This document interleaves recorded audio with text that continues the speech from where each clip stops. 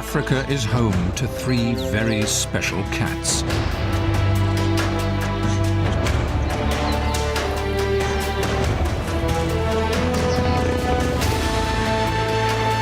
Apex predators equipped with different but equally deadly hunting techniques.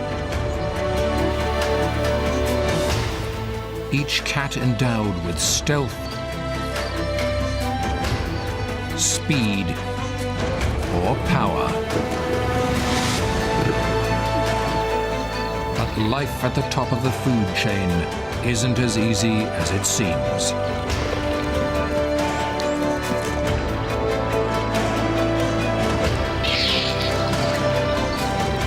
And each of Africa's big cats has a different story to tell.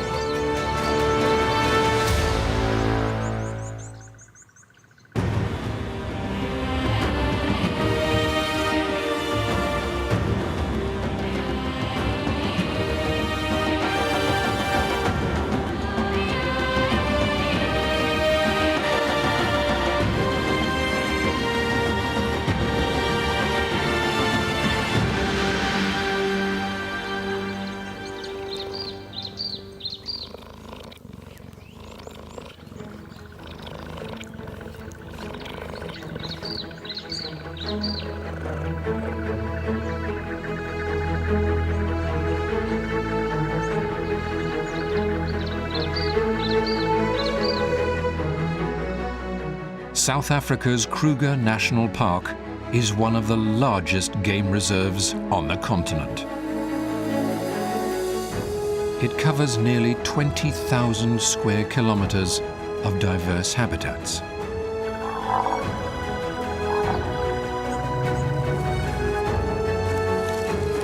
And contains hundreds of species of mammals, birds, and reptiles.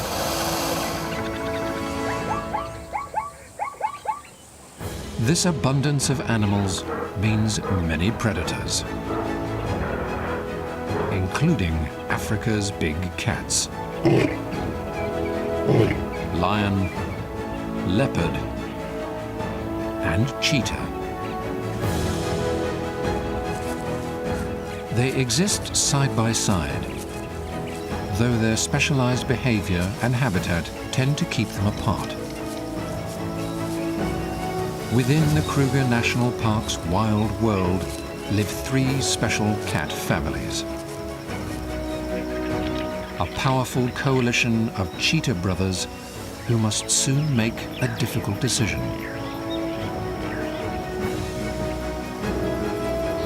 A lioness struggling to raise her cubs without the pride. And a wise old leopard whose young daughter now faces the challenges of life on her own.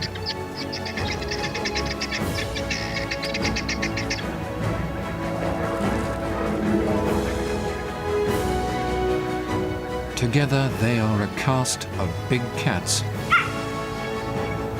in a wildlife drama of epic proportions.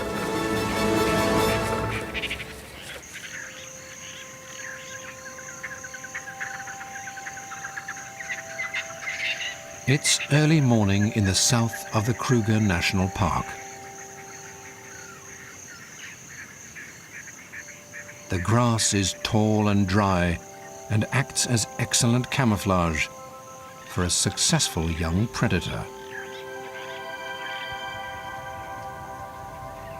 In the last hours of dark, this young male lion took down a buffalo calf. An impressive feat for a 2-year-old.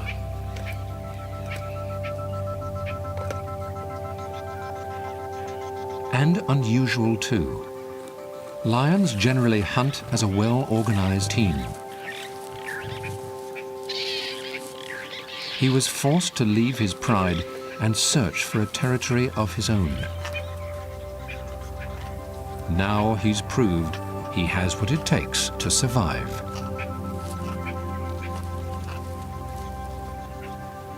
But his success wasn't entirely due to skill.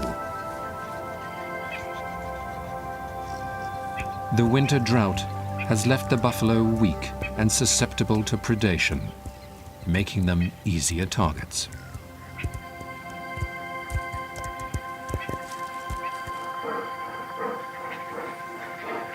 While his future is secure for now, not far off, his mother is facing more of a struggle.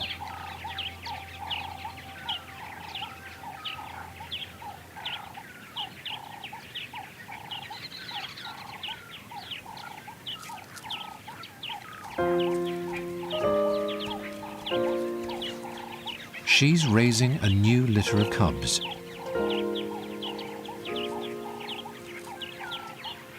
At 6 weeks old, they have just left the safety of their den and are totally reliant on her rich milk for sustenance.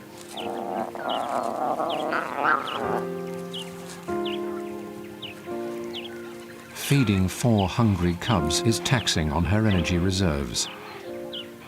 But if she wants to eat, she's going to have to leave them to hunt for herself.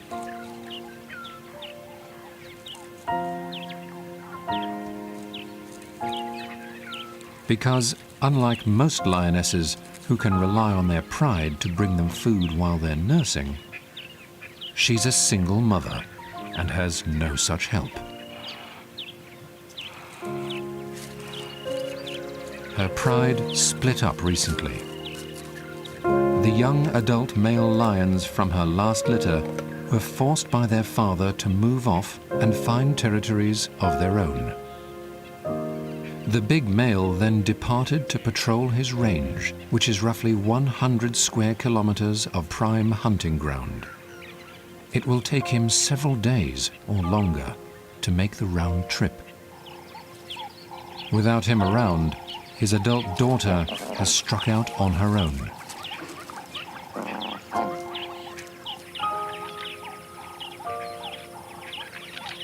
Leaving the lioness to fend for herself and her vulnerable cubs.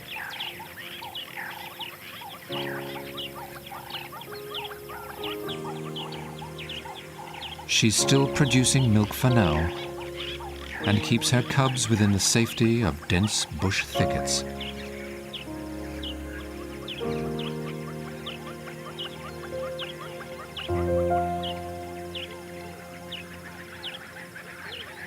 But she'll have to eat soon, and to do that, she'll have to leave her babies alone.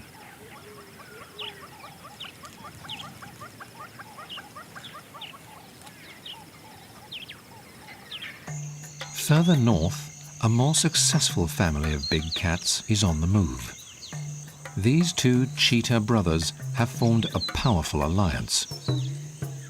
One of them is wearing a radio collar, which allows scientists to study their movements, giving an intimate look into the secret lives of these elusive animals.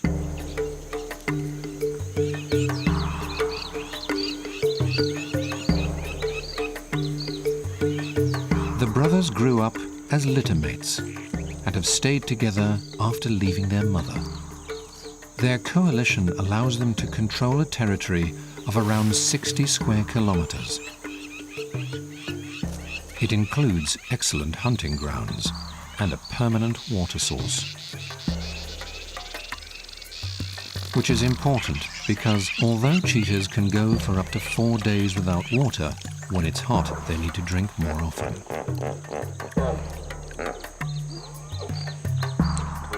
Working as a team, they have the advantage of being able to bring down bigger prey and can successfully defend their territory from solitary males. Everything about cheetahs is designed for speed. With their long limbs, sleek build, and streamlined head, they can reach around 112 kilometers per hour at full sprint, but cannot maintain that speed for long, as it takes great effort.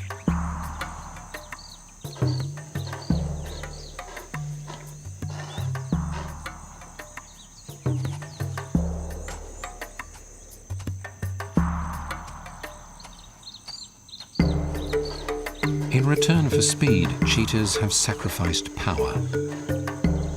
so the white rhino cow and her calf have nothing to worry about. Which wouldn't be the case if a pride of lions were nearby.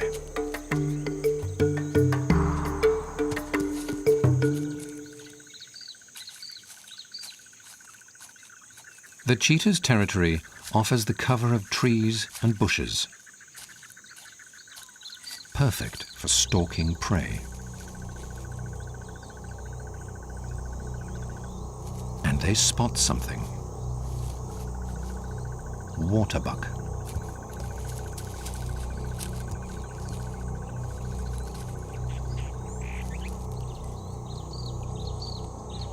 But they must get within 50 meters before launching their attack.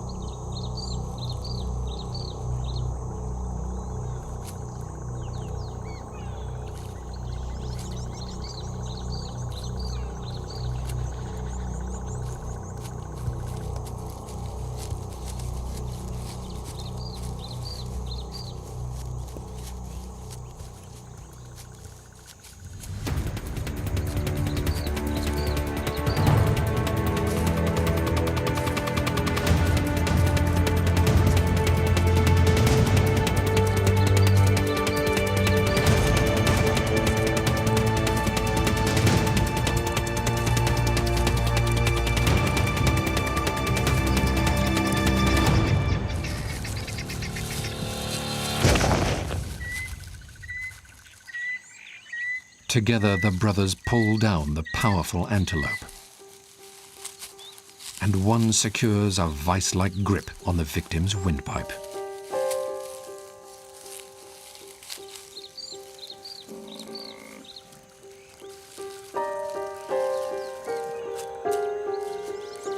But the struggle isn't over. The waterbuck puts up a brave fight, and it takes the combined efforts of both brothers to keep it down.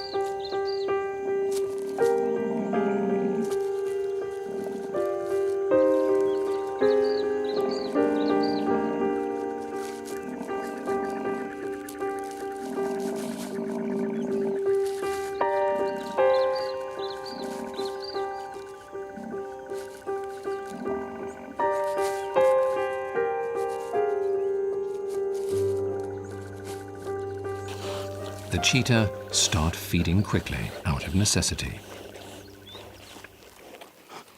At least 1 in 10 cheetah kills are stolen by the likes of lion, leopard, and hyena.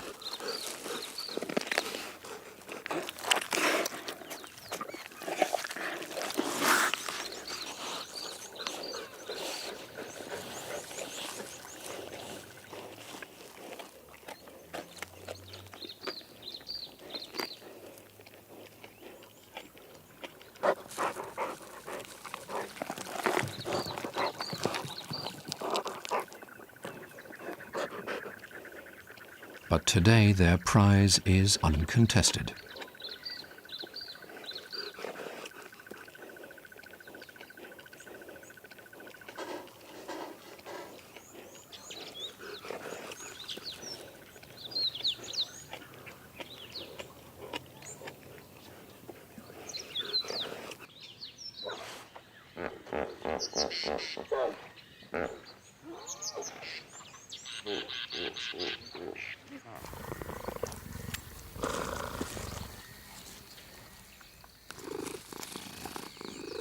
With appetites sated, they can relax as the sun sets, secure in their coalition, for now at least. While 2 big cats settle down for the night with full bellies, the next morning another wakes up hungry. At 12 years old, this leopard knows how to look after herself.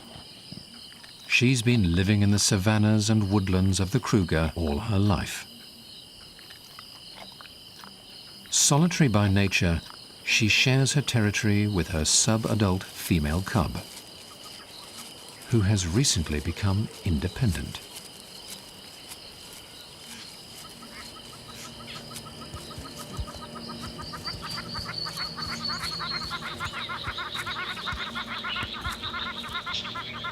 Leopards are normally active at night, but the older leopard hasn't eaten in days and is on the lookout for breakfast from her favorite vantage point.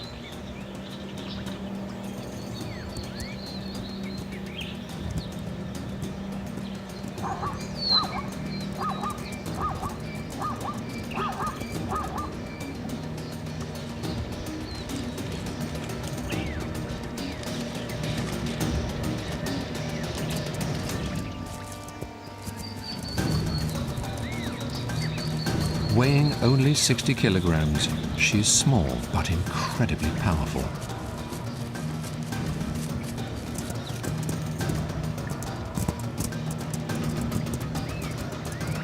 While not nearly as fast as the cheetahs, she can still reach 60 kilometers per hour in moments.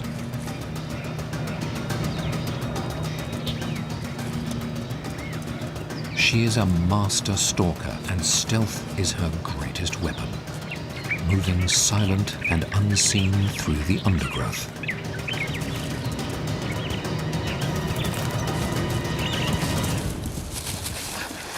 The impala hardly saw it coming.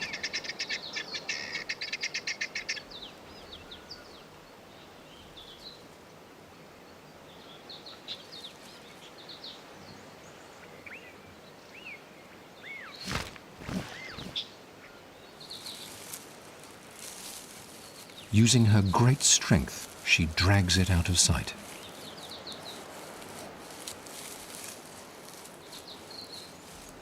Impala are one of the most numerous antelope on the savanna of South Africa and can make up as much as 85% of the diet of leopard and cheetah. This young lioness also has impala in her sights. Typically, lions hunt bigger game because they hunt together.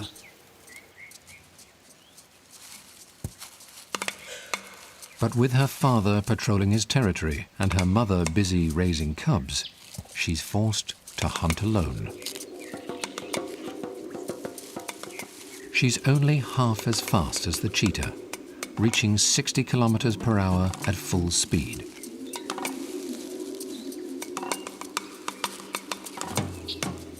And needs to get within 30 meters before launching her attack.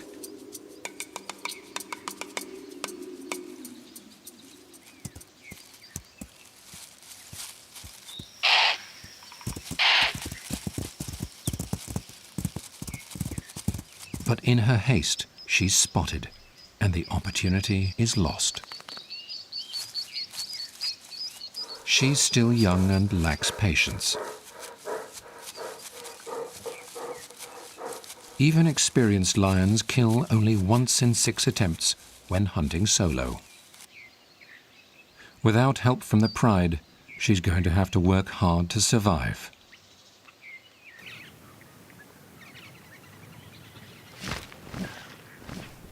Working together allows some big cats to improve their chances of killing larger prey.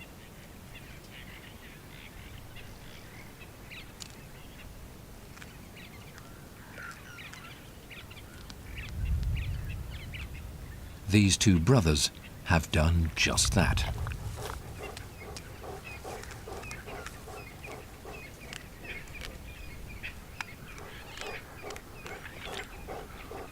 They've brought down another female waterbuck, which is 3 times the size of a fully grown cheetah.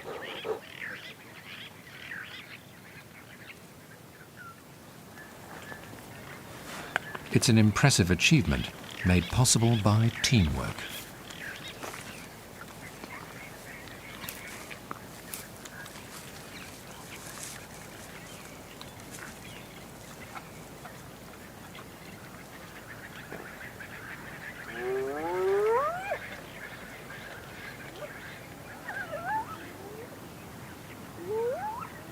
The brothers are on a roll, with 2 waterbuck killed in just a few days.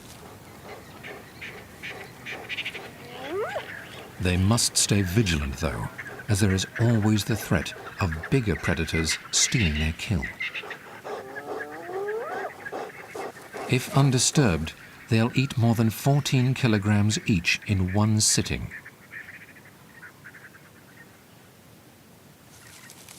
Enough to keep them going for several days.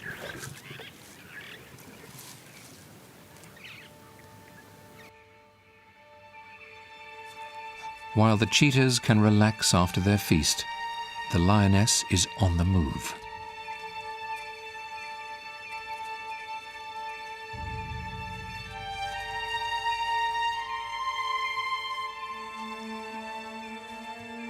She has decided to relocate to avoid drawing attention to her cubs by remaining in the same place for too long.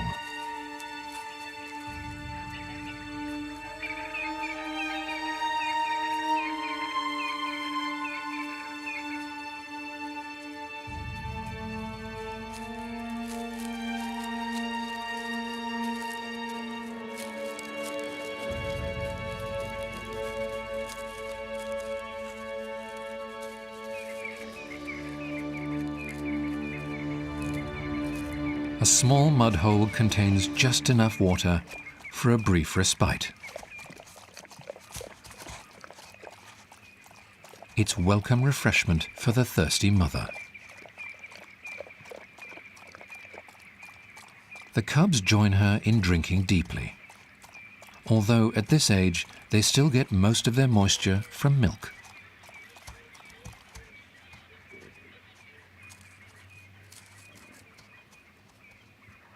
In a few months, she'll wean them, and by a year and a half, they'll have to look after themselves.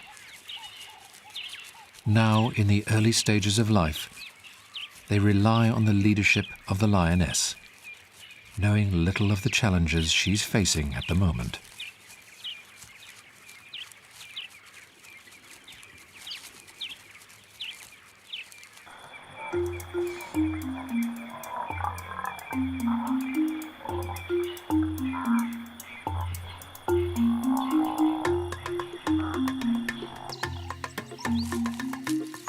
The mother leopard has completed her maternal duties, as her daughter is independent. So the impala she killed earlier will be all hers. The only problem she faces is that of potential hijackers. But she knows how to avoid them. By stashing the impala carcass high in a tree, it's out of the reach of lions, and she can relax and eat as she pleases. She doesn't have to worry about the cheetahs either, as they're poor climbers, and she easily outmuscles them. Leopards are by far the most proficient climbers of Africa's large carnivores, and can haul kills of more than 50 kilograms up vertical trunks.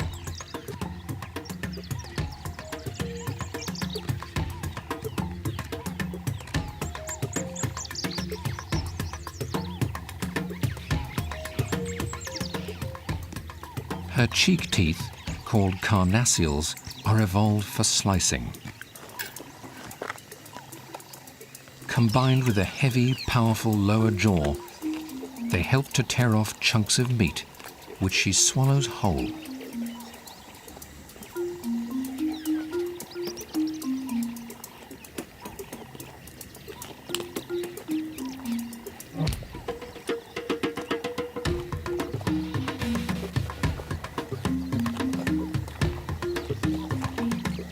Impala are her staple diet, but like all leopards, she'll eat almost any source of protein.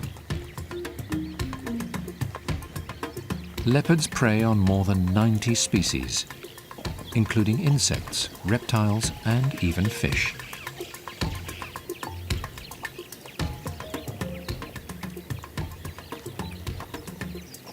Their ability to subsist on such a varied diet, as well as their adaptability to different habitats, has made leopards the most widespread of all the world's wild cats.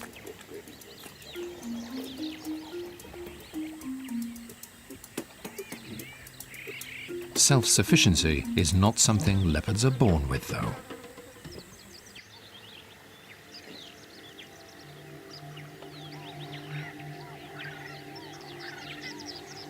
The old leopard's daughter was recently left to fend for herself.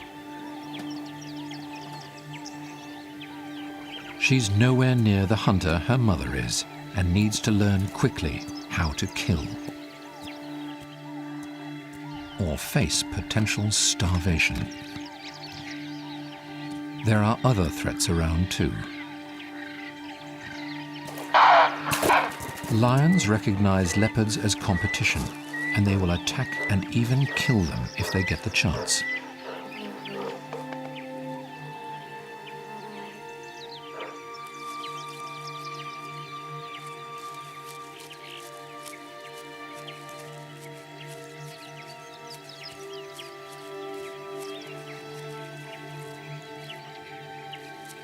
The young leopard knows this and moves cautiously.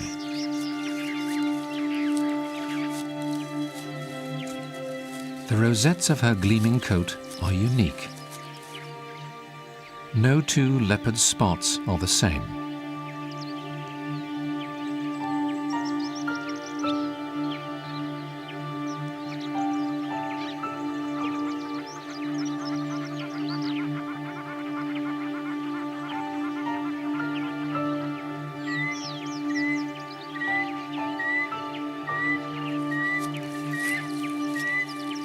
And they're particularly effective at camouflaging her in the dappled light.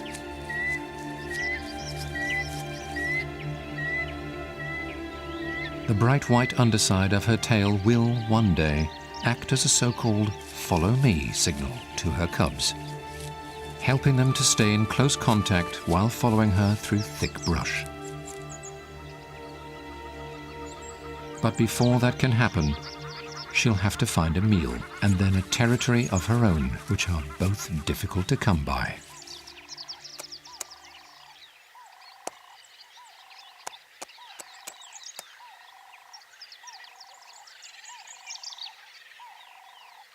In the lion's territory, the cub's father arrives back from his sojourn.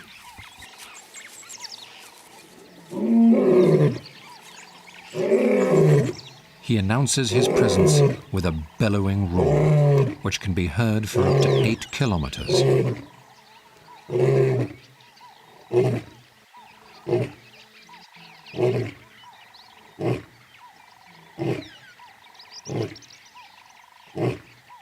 His return bodes well for the lioness and her cubs, who have struggled without the support of a strong leader.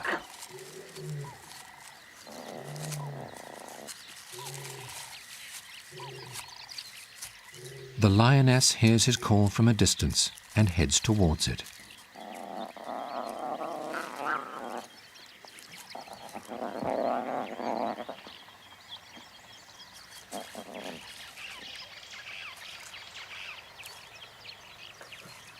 After a moment, the cubs realize they had better catch up.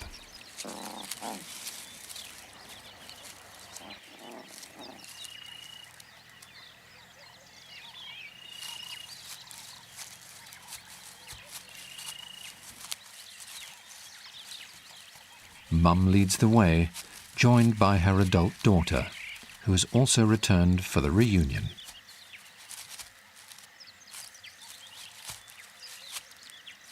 For the cubs, it feels like any other afternoon, to be filled with raucous rough and tumble.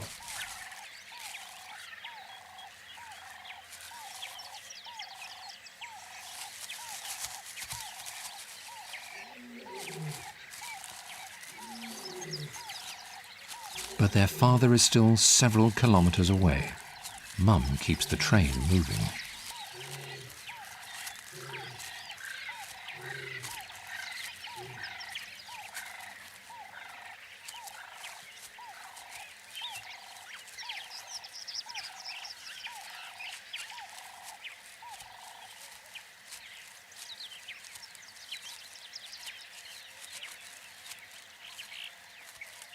They don't know it yet, but this is a significant moment in their young lives, as they have never met their father, who left when they were still in the den.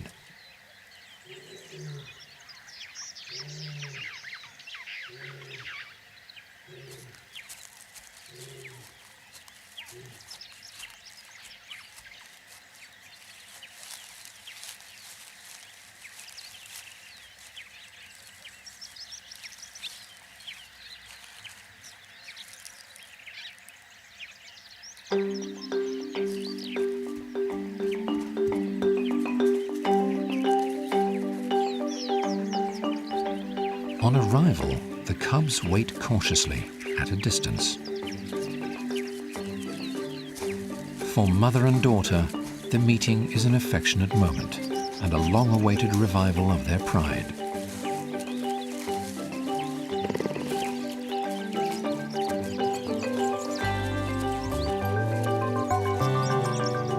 The cubs are intrigued by their father.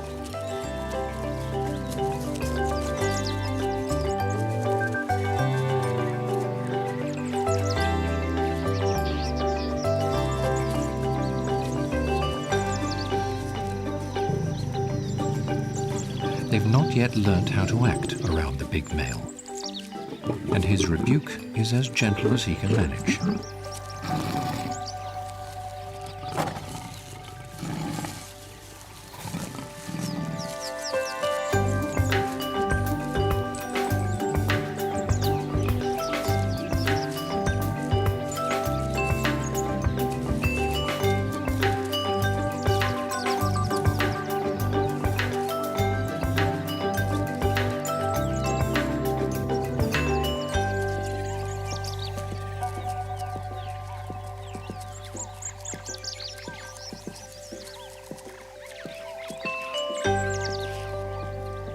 For the first time since the cubs were born almost 2 months ago, the pride is together again.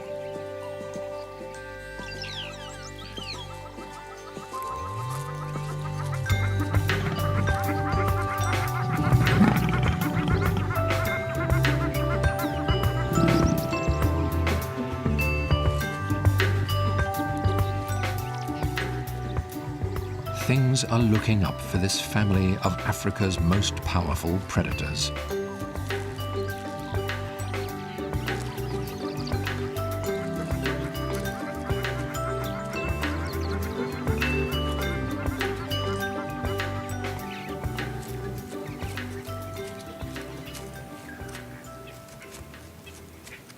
It's natural for lions to live in prides for their whole lives. Cheetah coalitions, however, sometimes break apart.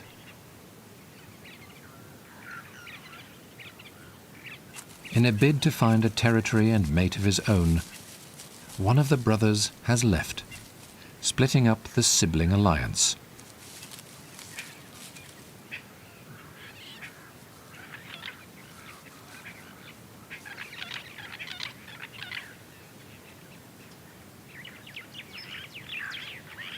Lone cheetah males have been known to wander more than 200 kilometers in search of new territories, and he's traveled some distance to find a promising new range. It will be a good home with an abundance of prey and with enough space to run them down. He wastes no time in starting to hunt.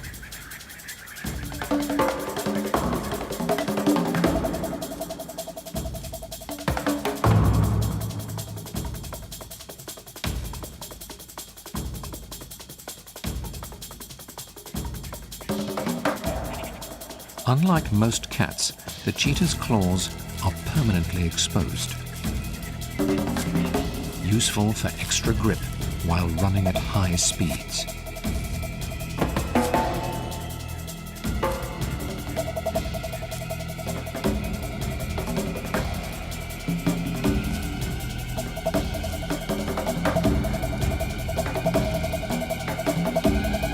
But he needs to get closer before he can launch an attack.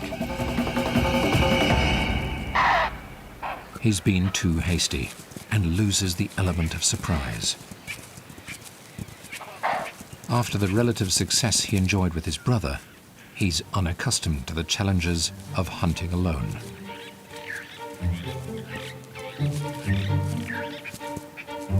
Adult kudu are large and powerful. While he could easily outpace them, they are too big for him to bring down by himself. Without his brother, he will need to learn how to catch smaller yet faster antelope. For this cheetah, the harsh reality of his new life is quickly becoming clear.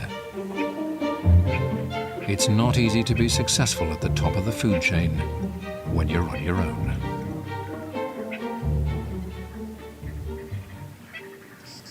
unless you happen to be both experienced and hugely powerful. The big male lion is both. At 9 years old and weighing around 200 kilograms, he's a seasoned buffalo hunter with enough power to bring down a bull 4 times his own weight.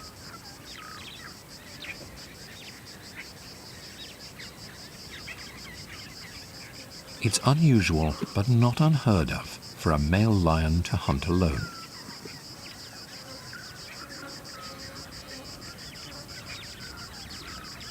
No other predator in Africa can single-handedly take down such a large and formidable adversary.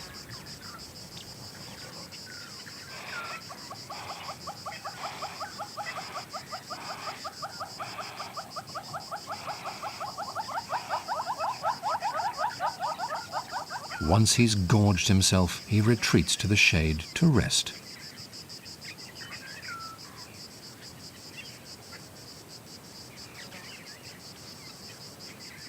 He has no reason to fear any other predators stealing his meal. He's simply too strong to be challenged.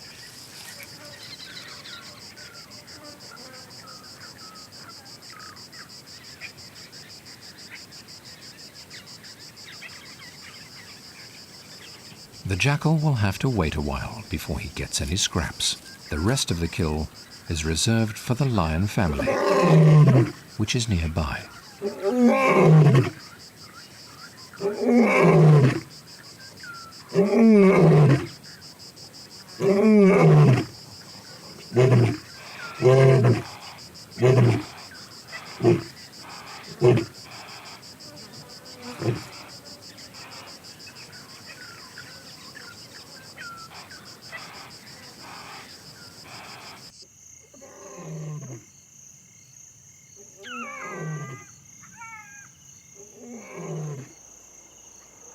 The big male's roar reaches the lioness as an invitation to dinner.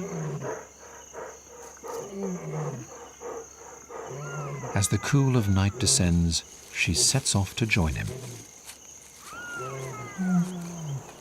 The cubs are still too young to eat meat, and she has no choice but to leave them alone while she feeds.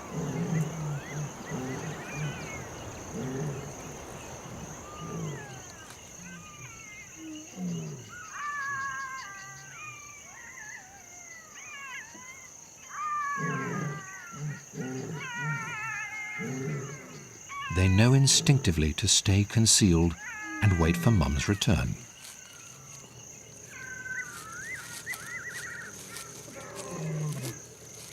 En route, she meets her adult daughter, who also heard the male lion's roars.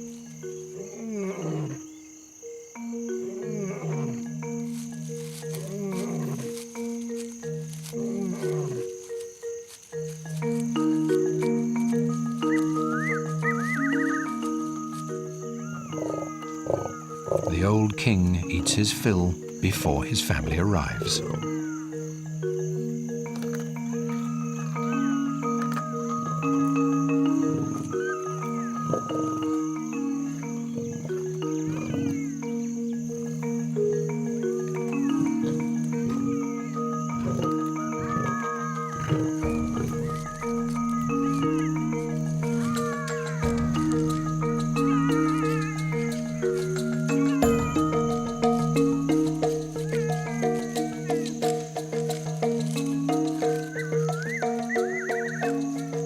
After greeting them both, he moves off to let them feed in peace.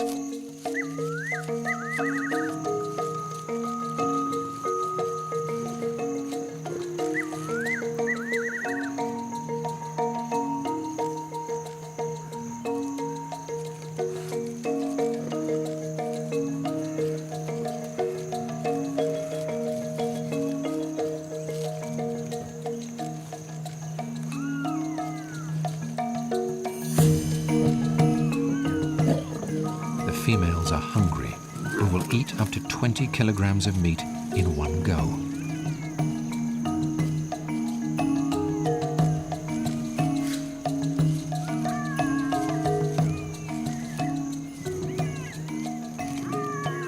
meal like this will keep them busy all night and replenish the mother's reserves so that she can produce rich milk for her growing cubs.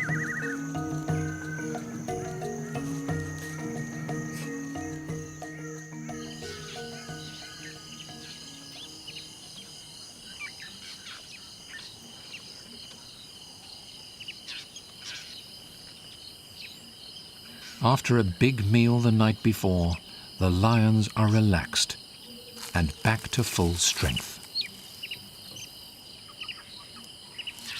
With Dad back and providing ample food, the lioness can eat enough to produce plenty of milk to satisfy the insatiable appetites of her growing cubs.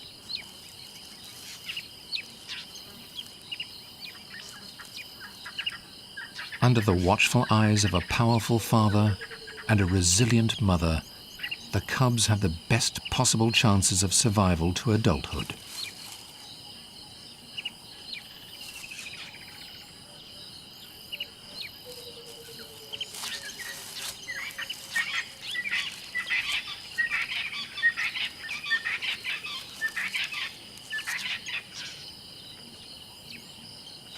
With security coming from working together, the small pride is an excellent example of how lions benefit from group living.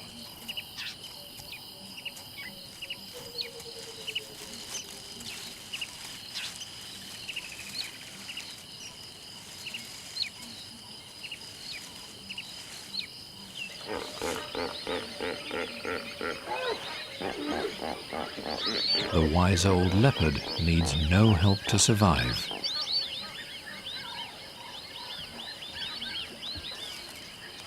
Being a skilled hunter has allowed her to raise her cub to adulthood and propagate her genes, the ultimate measure of success for any animal. She relies on nothing but her own intelligence and strength, and living in total solitude, she exemplifies the most adaptable and widespread of the big cats.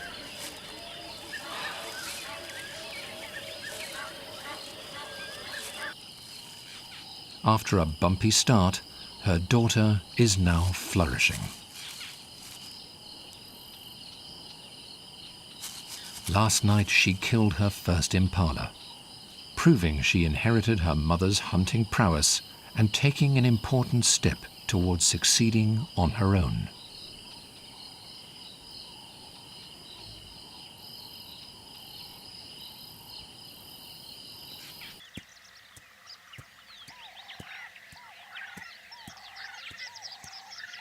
The cheetah brothers have now gone their separate ways, and each is destined for a different fate. One is moving restlessly through the park in search of land, but not yet confident outside the safety of the coalition.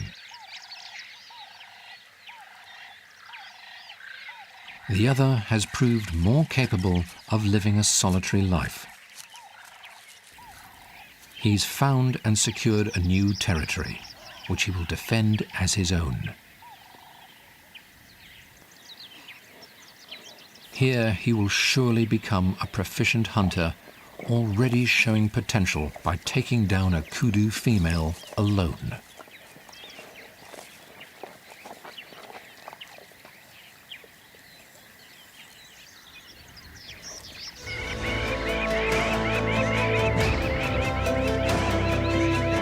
Africa's big cats are some of the most well-known carnivores in the world.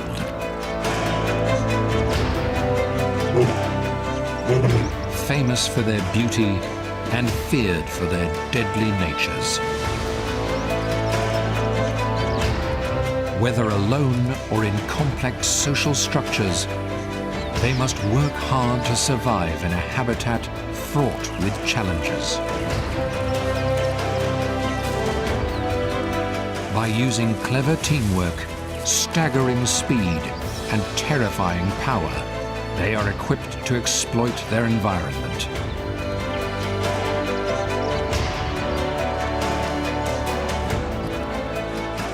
Each of the three cats is different in the way it lives and hunts.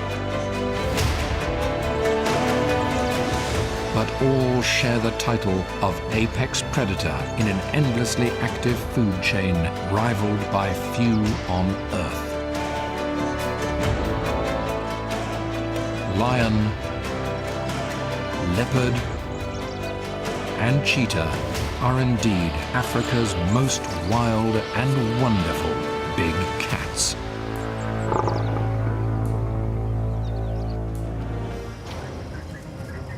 Elephants are one of Africa's most iconic species.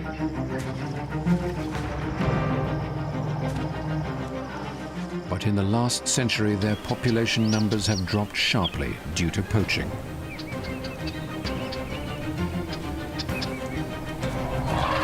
Yet there is hope for these grey giants.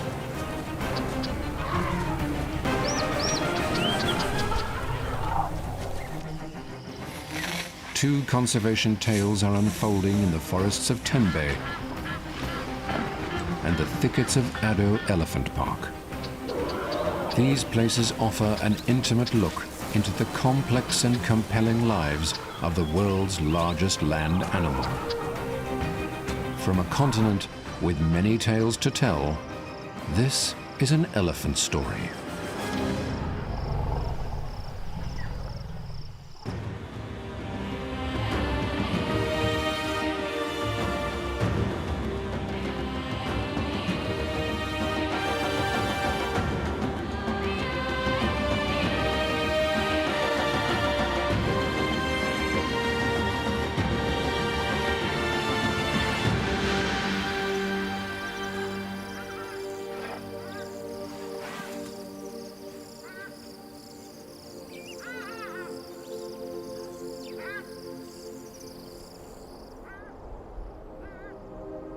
On the east coast of South Africa, not far from the Indian Ocean, lies a lush land of subtropical forests.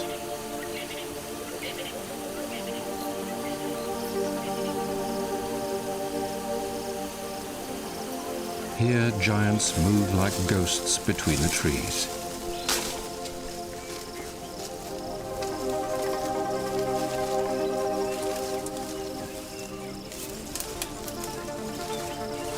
Glimpses of their hulking frames come and go.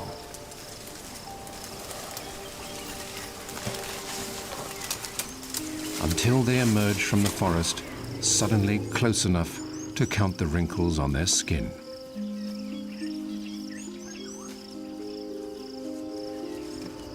These are some of the biggest elephants in Africa.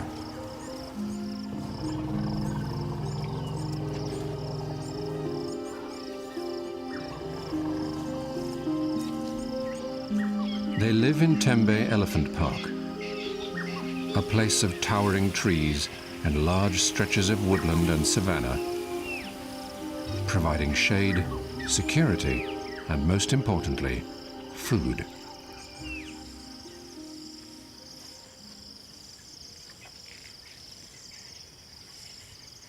This group is one of the main breeding herds in the park. It's made up of 15 females and their young. Like all elephants, they have colossal appetites, with individuals eating between 4 and 6% of their body weight daily. That's well over 2 tons of food consumed by this herd every day. Collecting this much food takes time, and the herd spends 16 hours a day feeding.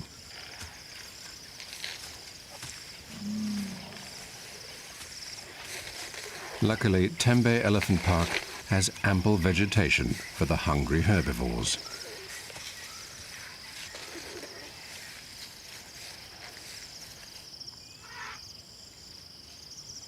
It also provides other essential amenities for the elephants living here.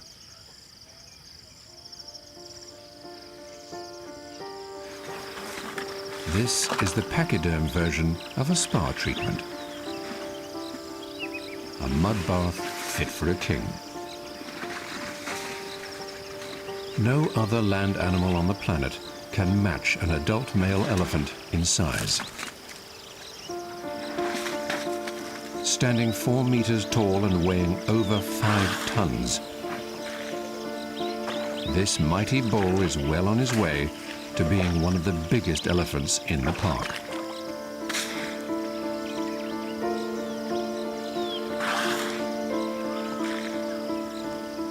His name is Zakade, which means he who takes a long time to arrive, in the African language of Venda.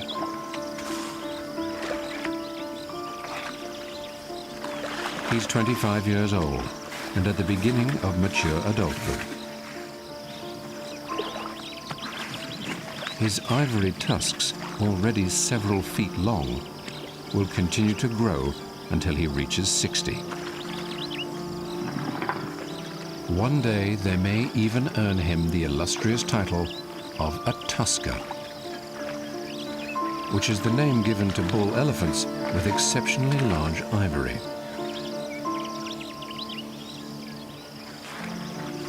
But his tusks are a curse as well as a blessing, for they mean there is a price on his head. In Africa, more than 100 elephants are killed every day for their ivory, meat, and body parts. Bulls with big tusks are the main target for poachers. Today, there are fewer than 40 tuskers left in the whole of Africa. Many of them are found here in Tembe Elephant Park.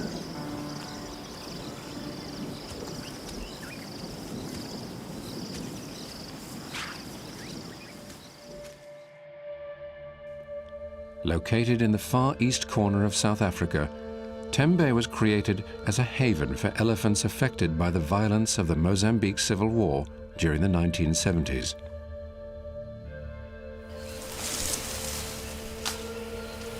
During the war, the animals came under attack. Poachers killed them for their ivory, which they then sold to fuel the fighting.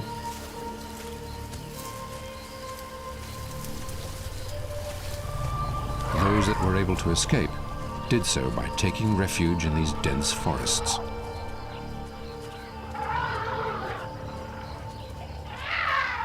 The area was later protected and now forms part of the 1,655 square kilometer elephant reserve.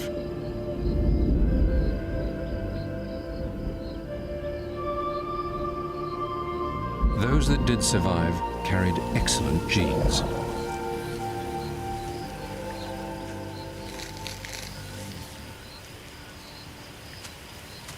Tembe Elephant Park is now considered one of the best places in Africa to see a big tusker.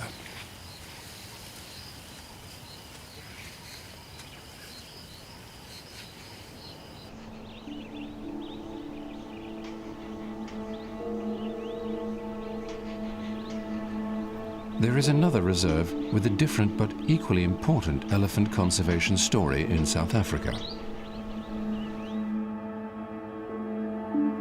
Addo Elephant Park is located in the coastal region of the Eastern Cape, 1,300 kilometers from Tembe.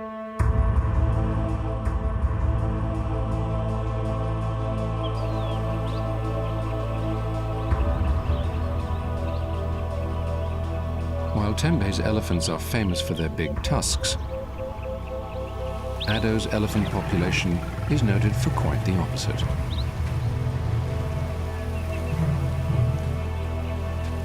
Many of the elephants in Addo have no tusks at all. The reason for this goes back to the beginnings of Addo's history. Hundreds of years ago, before Europeans arrived in Africa, the area that is now Addo was wilderness, where elephants roamed free in large numbers.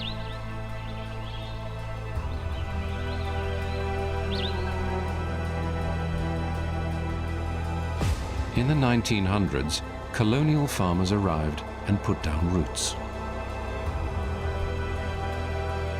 Their crops were soon raided by the resident elephants, and conflict between man and beast escalated quickly. The farmers called for the government to exterminate the elephants, which they considered pests. A man named Major Pretorius was hired for this gruesome task.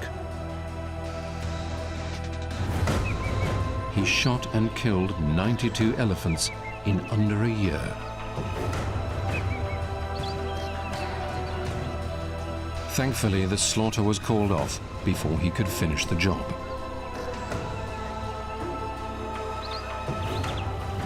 By the mid-1900s, there were just 12 African elephants left in the Eastern Cape region.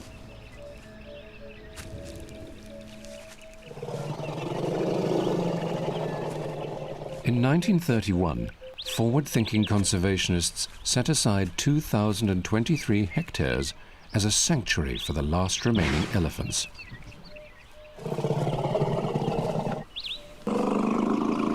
This was the inception of Addo Elephant Park.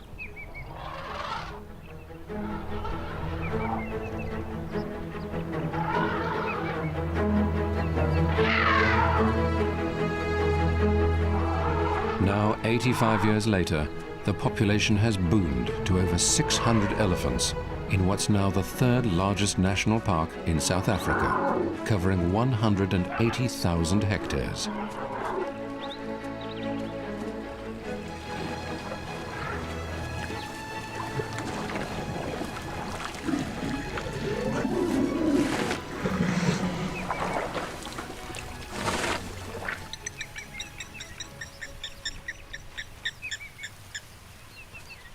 The elephants of Addo are marked by their history.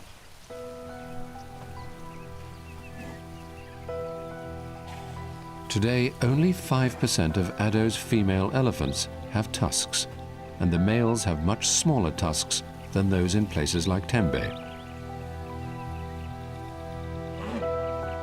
That's because the 12 elephants that survived Major Pretorius's cull had small tusks, or no tusks at all. All the elephants that live here today are thus descendants of the first 12. It's a stark reminder of how close they came to being completely wiped out.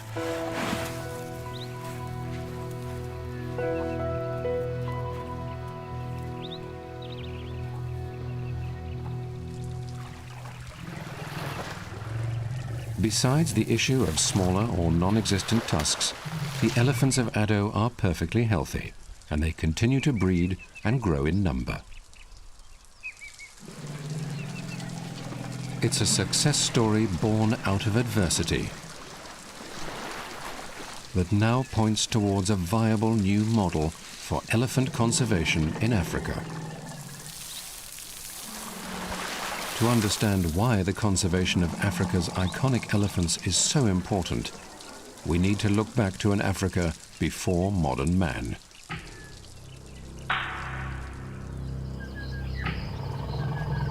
Elephants have existed in Africa for 5 million years.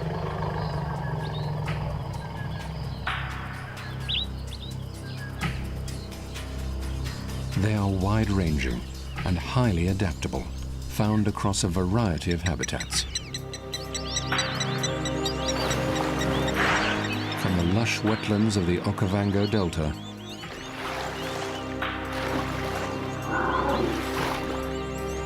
to the dry and barren wastelands of the Namib Desert,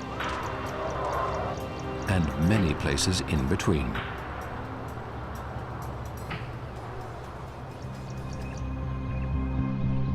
They've been present on the African savannas throughout mankind's evolution. Drawings of elephants are even found in ancient rock art, dating as far back as 30,000 years.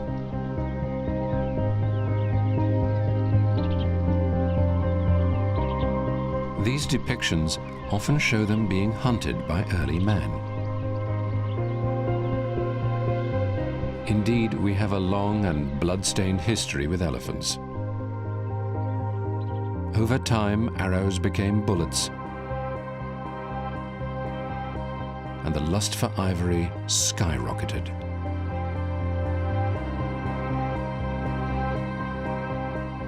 Developing cities and farmlands further reduced elephant migration routes and ranges.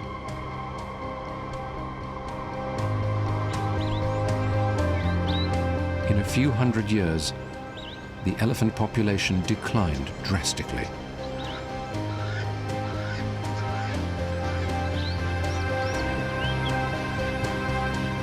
From an estimated 27 million in the beginning of the 19th century,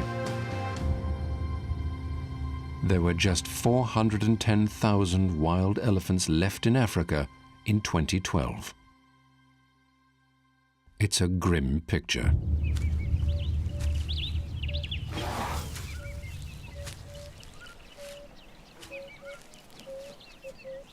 But it does not tell the whole story. We are now at a turning point in elephant conservation in South Africa.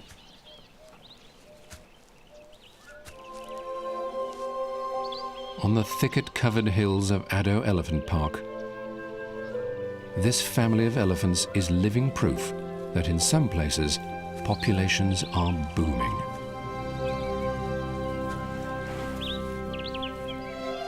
In Addo, elephant numbers are actually doubling every 13 years.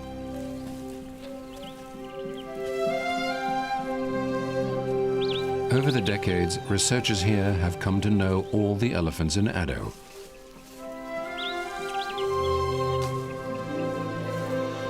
They are able to identify individuals by the shape of their tusks and the scars and holes in their ears.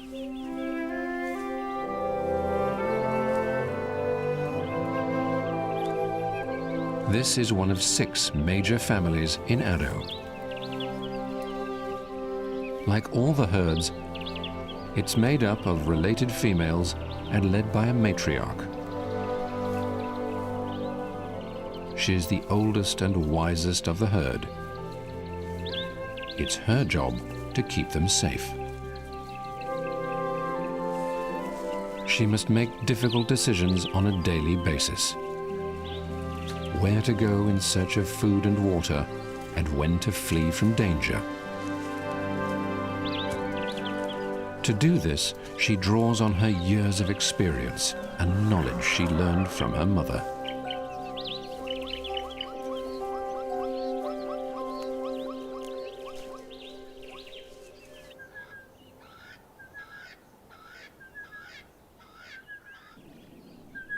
The bulls are more independent, preferring a mostly solitary existence. When they do meet other bulls, it's often to test one another through competitions of strength. In this way, the bulls in an area like Addo get to know each other, learning through experience where they sit in the hierarchy of size and power.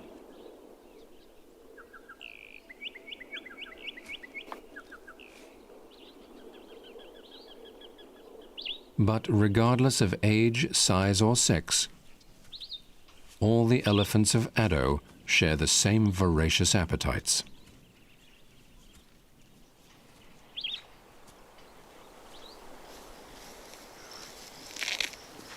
Elephants make a massive impact on their environment in their search for food. The combination of their mass, intelligence, and power makes them destructive feeders. An adult elephant can tear down a large tree with ease, using its immense strength and bulk to crack and splinter wood.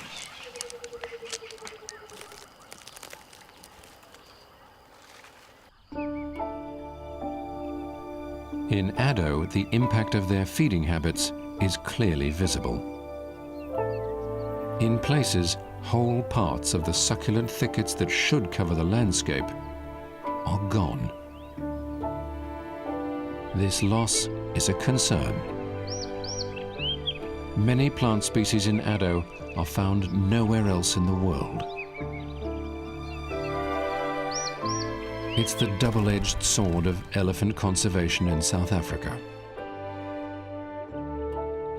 Maintaining viable populations of elephants threatens the safety of endemic plant species. Luckily, there is an abundant and fast-growing plant in Addo that the elephants love. The speckboom bush is a common succulent species with juicy green leaves that are high in moisture and mineral content.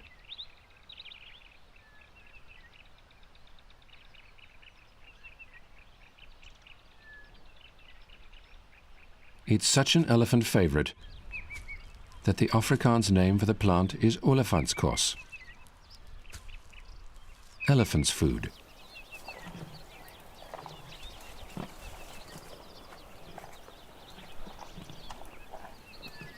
Speckboom is an indigenous icon of Addo, growing naturally in vast swathes throughout the park.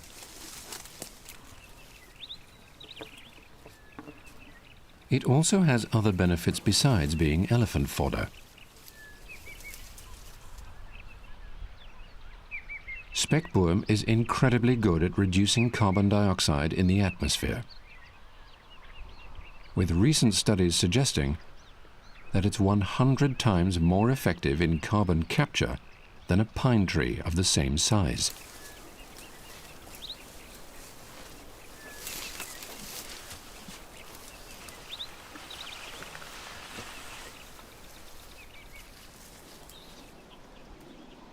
Another elephant favorite in Addo is actually an alien species.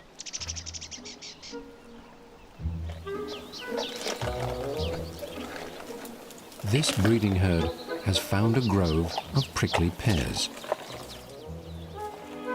The spiky cactus originates in the Americas, but grows so well in the South African climate that it is now considered an invasive plant.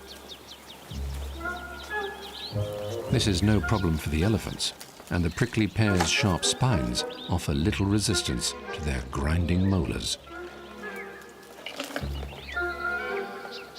As the elephants eat, they smash whole trees of the invasive plant.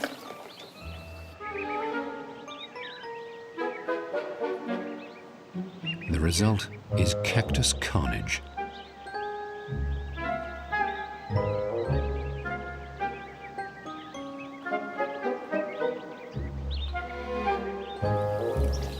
These elephants are unwittingly acting as alien species eradication officers. Elephant conservation may have its challenges, but it also has unexpected benefits.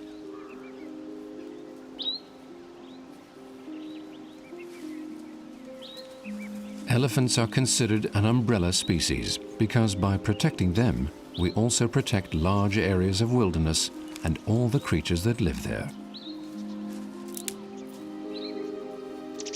Big and small.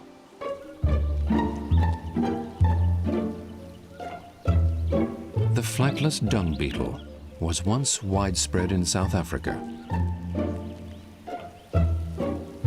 Today it lives in isolated populations, of which Addo's is the largest. This little character is intimately linked to the elephant and does a great deal of good for the environment with a bit of strength and a lot of tenacity.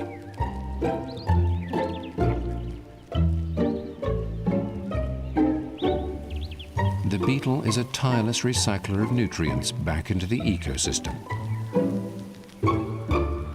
But when it comes time to breed, it's the female that does the heavy lifting.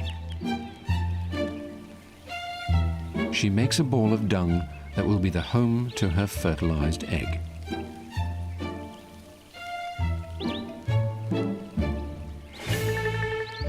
Building the brood ball is the easy part.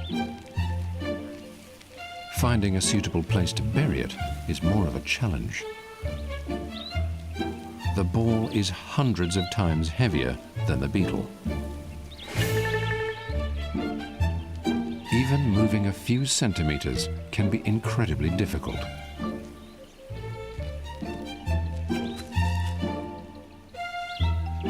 Yet she soldiers on. She's got a long way to go. The ground is filled with obstacles. Heaving the ball takes gargantuan strength. Yet the dung beetle can perform this incredible feat, as it is the strongest insect in the world.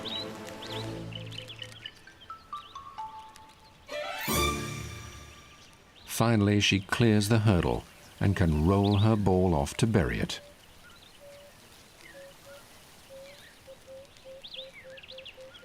The dung beetle is an attentive mother by insect standards.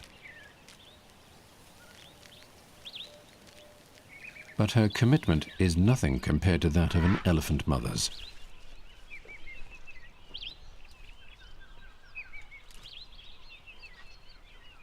Family is the core of elephant life.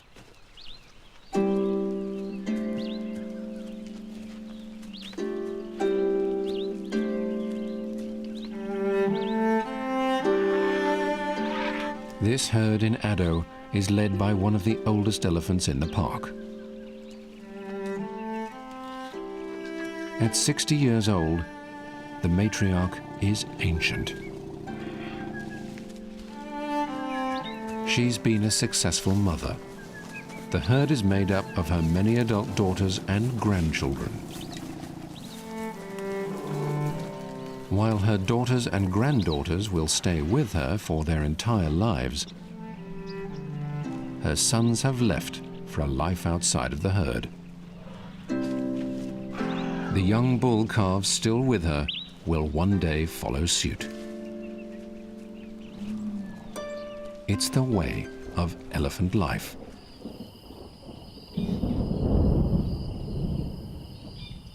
These young bulls in Tembe have all recently left their families.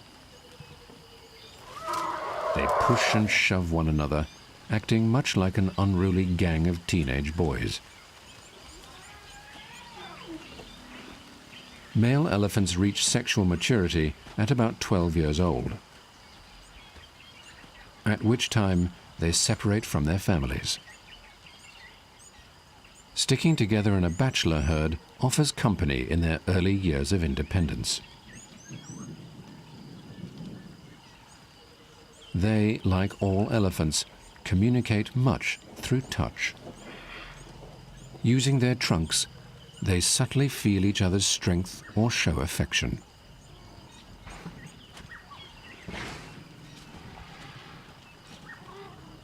Off to the side of the watering hole, two males stand together. Their tenderness towards each other tells of a special bond.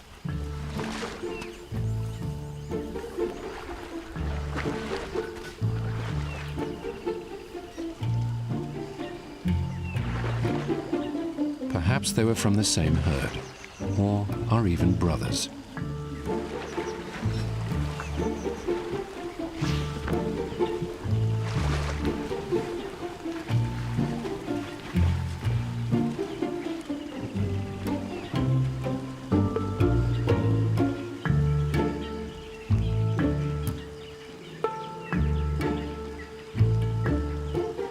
Bachelor herds are common among elephant populations across Africa. They are an indication that there are plenty of healthy young males in the area. In times before human settlements, the bulls would have roamed hundreds of kilometers to stake out new territories of their own. But for the bulls of Addo and Tembe, space is limited. And sometimes this can prove deadly.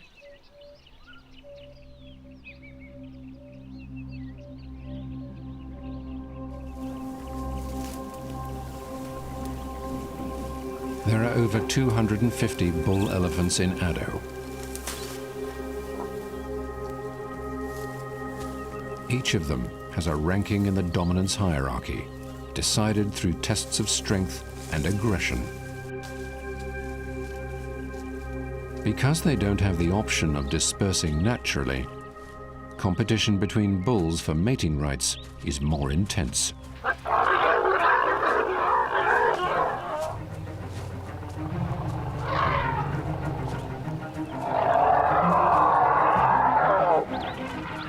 In Addo, the primary cause of mortality in adult males is fighting to the death.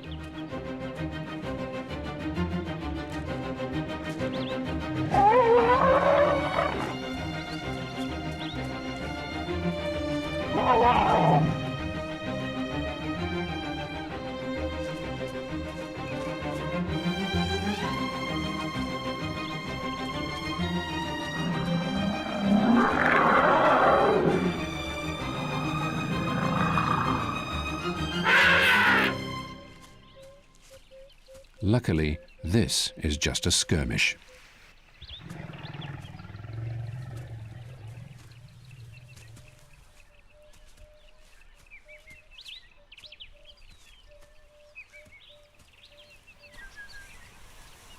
Because of the potentially deadly nature of meeting an adversary, the older bulls of Addo often avoid each other, choosing to feed alone and visit the waterholes at different times of day.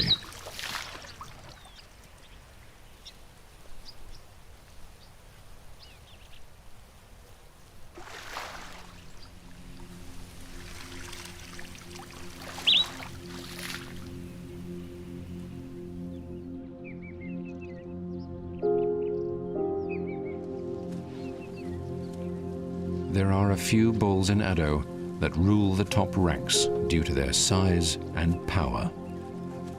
This is one of them. His name is John Kruger. He was named by researchers after being brought to Addo from Kruger National Park to broaden the gene pool of Addo's elephant population.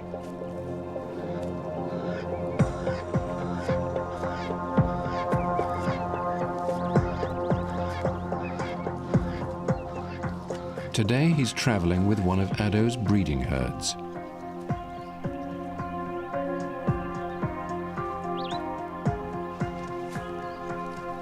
There's a reason the normally solitary bull is seeking company. He's here because one of the females is in estrus, which means she will soon be at her most fertile. If she accepts him, he will stay with her until she is ready to mate, fulfilling his destiny and bringing diversity to Addo's elephant gene pool. Genetic diversity is one of the greatest challenges for elephant populations confined to reserve areas. The successful relocation and mating of John Kruger is a major victory in the story of modern elephant conservation.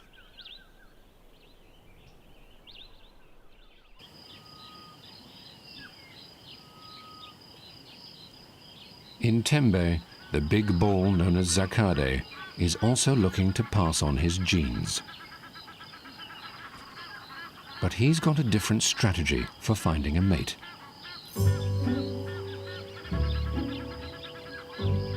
He'll wait at the waterhole and let them come to him.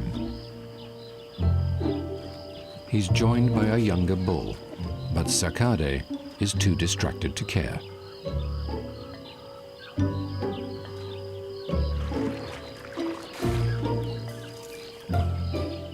His desire to mate is strong right now.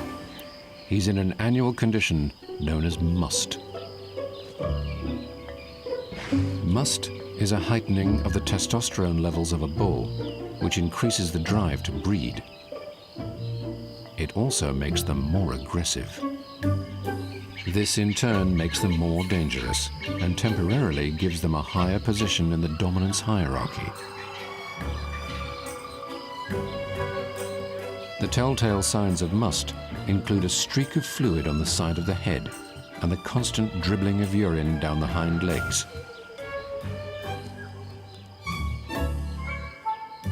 He's also giving off a pungent, musky odor.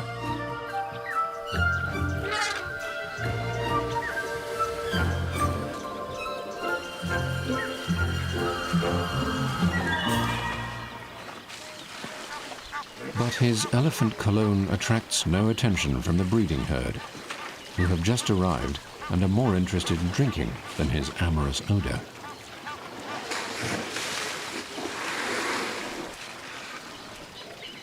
Zakade moves around the waterhole, testing the air for the subtle smell of pheromones.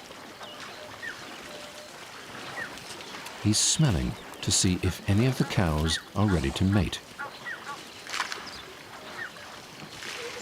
Scent is very important to elephant communication. Their trunk is actually a long prehensile nose and is extremely sensitive.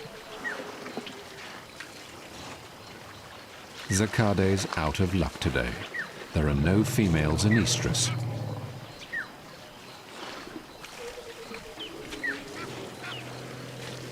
He settles for a drink instead.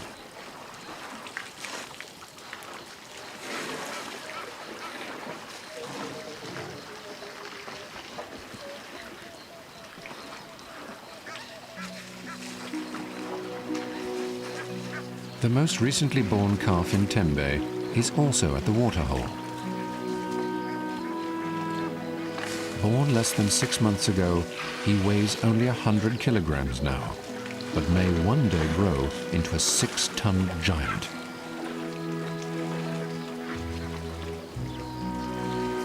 Together, he and Zakade represent the full cycle of life for these majestic mammals.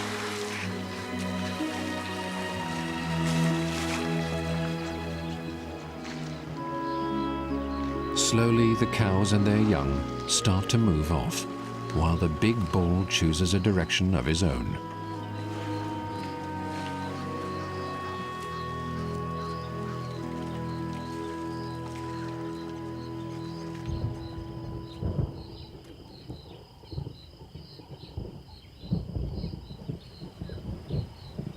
Another male arrives after the last of the herd have left. At 17 years old, his solitary adult life has just begun.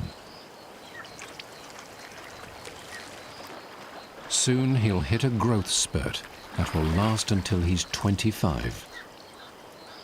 In these years, he'll get much bigger and stronger. His tusks will also continue to grow. In 10 years, he'll be ready to challenge bulls like Zakade for one of the top spots in Tembe.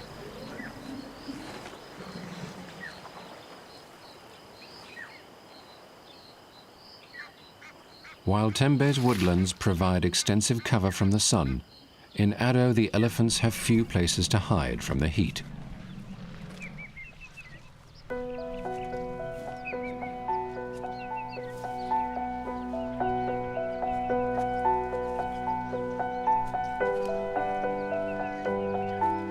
It drives all the families towards the waterhole and offers a chance to see the park's conservation success in full force.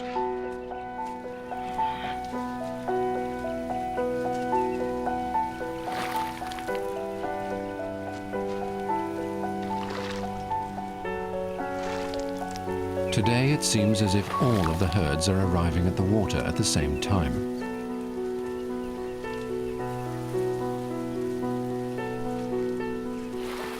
One after another, the elephant families pour in.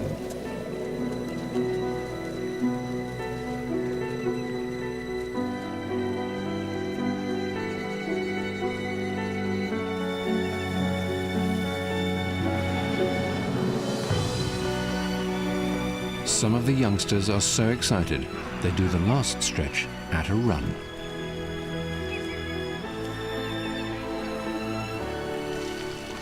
Elephants can drink up to 200 liters of water a day, and this waterhole is the only one in the area big enough to accommodate all these massive thirsts.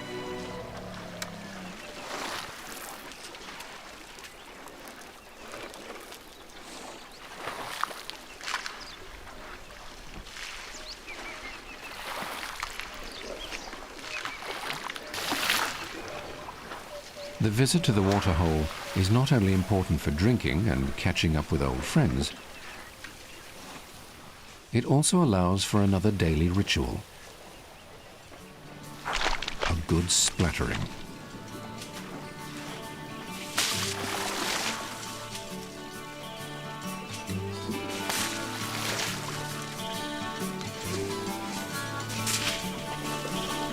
The elephants cover themselves liberally in water and mud.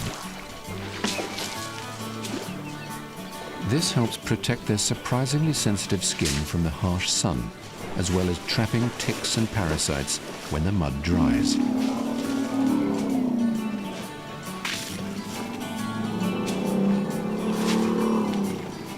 The adults are able to aim their mudslinging with remarkable accuracy, landing each trunkful on a different part of the body.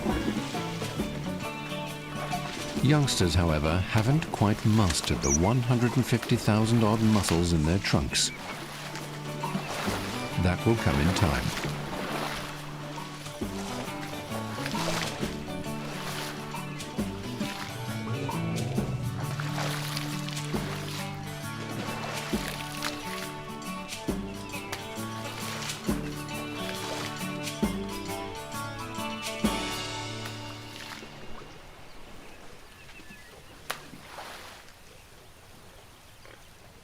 From the distance, a massive figure emerges. It's Ado's most dominant bull. His name is Terry, and he's 34 years old, at the zenith of his physical prime. He was named by the resident elephant researchers in Ado, who can easily identify him by the large hole in his ear, which is likely a war wound from fighting with another bull. Maybe it was even this battle that secured him the top spot on Ado's dominance rank. Whatever the case, he is now considered the most powerful bull of all, and is treated with respect. Terry has come for more than a drink and a shower today. Once he's freshened up, he moves over to a young cow.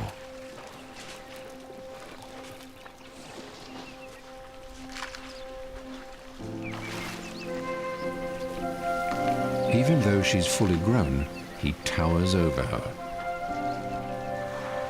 He can smell that she's fertile right now,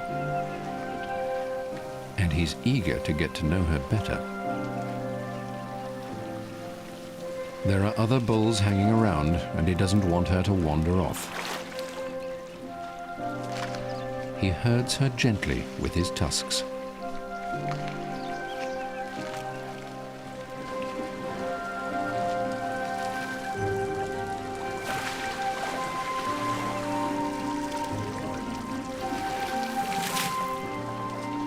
Now he's made his intentions clear, and she reciprocates the interest with a playful nudge.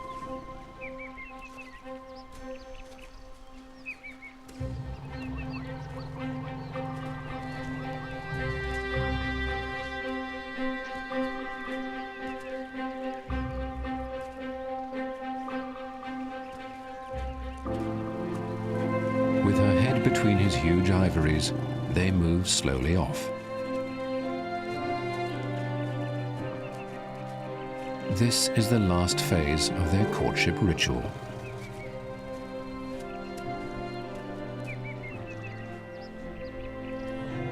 A bull elephant's penis is normally enclosed in a sheath, then released for urination and mating.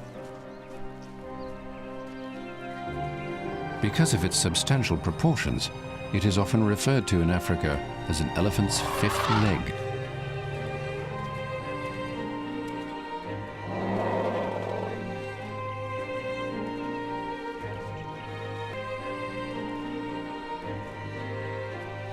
Elephant mating is an astounding sight, not often captured on camera.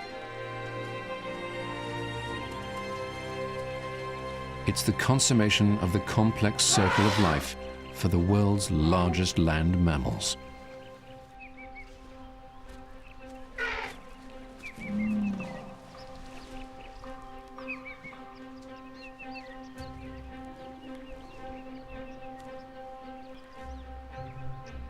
The cow now carries the seed of the biggest bull in the territory, and her future offspring is ensured the best possible start to life.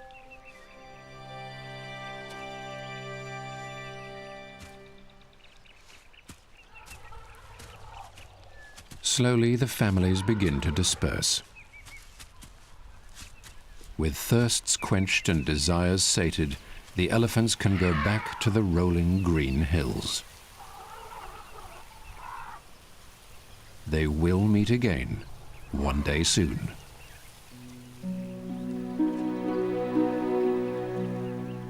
By studying the African elephant, we are afforded a compelling look into the life of another of Earth's most intelligent mammals.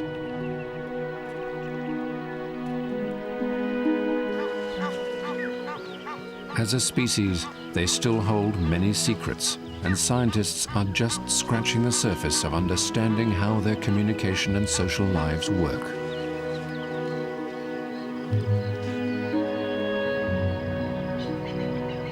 They are the most powerful land mammals on the planet. Yet they need our help. Poaching and habitat loss have put their future in jeopardy.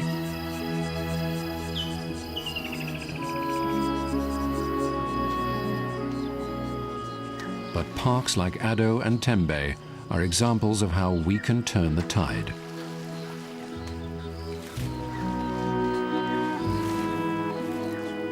The story of the African elephant is one of great beauty and sadness.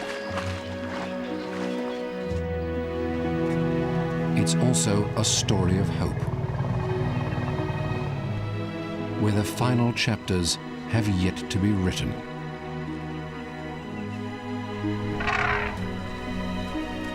How it ends is up to us.